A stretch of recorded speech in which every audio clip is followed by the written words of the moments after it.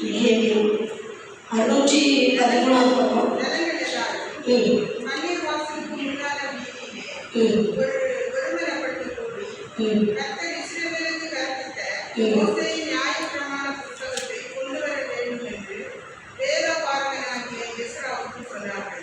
போதும், எல்லாமே வாசிக்கிறோம். இந்த நெகேமியா புஸ்தகத்துக்கு நிறைய பெயர் போட்டிருக்காங்க வேத ஆசிரியர். எப்படின்னா ஜெபத்தின் புஸ்தகம்.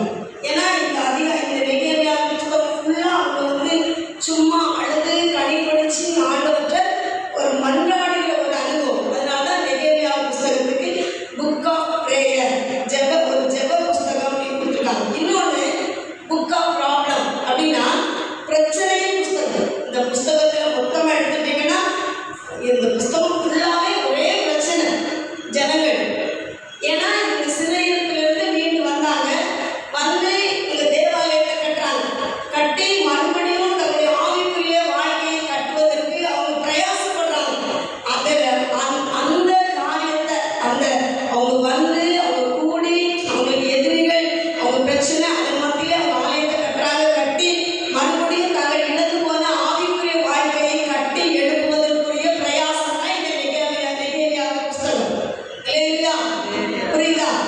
அப்போ அதுதான் இதில் எழுதியிருக்காங்க ஆசிரியர். இந்த புஸ்தகம் ஒரு சவால் விடுற புஸ்தகம். நீயா நானா, வந்து பாரு, சண்டை போடும்போது என்ன, வந்து பாரு, நீயா நானா, யார் ஜெயிக்கிறது, அந்த மாதிரி அப்படி ஒரு புஸ்தகம் இந்த புஸ்தகம். ஆனா இந்த புஸ்தகத்துல ஒரு ஒரு ஒரு ஒரு ஒரு வசனம் இருக்கு. பரலோகத்தின் தேவனான காரியத்தை என்ன செய்வார்? கைகூடி வர பண்ணுவார். நிறைய பிரச்சனை, எதிர்ப்பு. இவங்க அதன் மத்தியில நெகேமியா சொல்றாரு. நெகேமியா 5:1 வாசிங்க. 5 அதிகாரம் 1 வசனம். 5:1.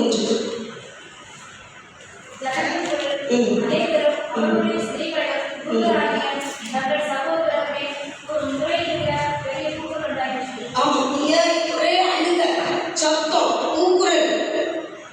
அதற்கு மத்தியில நெகேமியா சொல்றாரு, என்ன செய்வோம்? எழுந்து கட்டுவோம், வாருங்கள். அவங்களுக்கு பிரச்சனை, அவங்களுக்கு சொல்ல முடியாது, அவ்வளவு துக்கம். ஏன்னா அவங்க ஆவிக்குரிய வாழ்க்கையெல்லாம் இழந்துட்டாங்க. அவங்க தேவனுக்காய் வாழ்ந்தது, அவங்க செய்தது, அவங்க ஆலயத்துக்கு போனது, அவங்க கர்த்தரை ஆராதித்தது எல்லாம் அவங்களுக்கு போயிடுச்சு, மறந்துட்டு நிறைய வருஷம் அவங்க அடிமைத்தனத்தில் இருந்துட்டாங்க.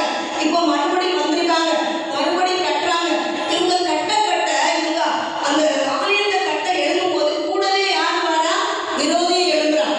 சல்மல்லாத தொபியா அப்படின்னு சொல்லி 2 எதிரிகள் மட்டும் எல்லாருமே எப்படி இவங்க கட்டுறாங்க பார்த்துருவோம் அப்படின்னு சொல்லி இவங்களுக்கு சவால் விடுறாங்க.